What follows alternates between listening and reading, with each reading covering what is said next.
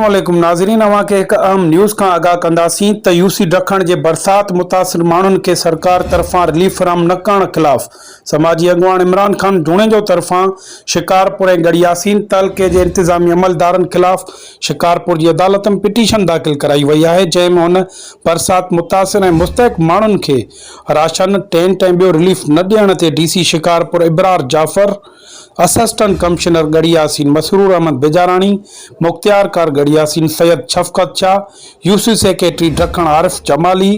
ऐं एसएचओ ॾखण अब्दुल वहीद मंगी खे धुर बणायो आहे।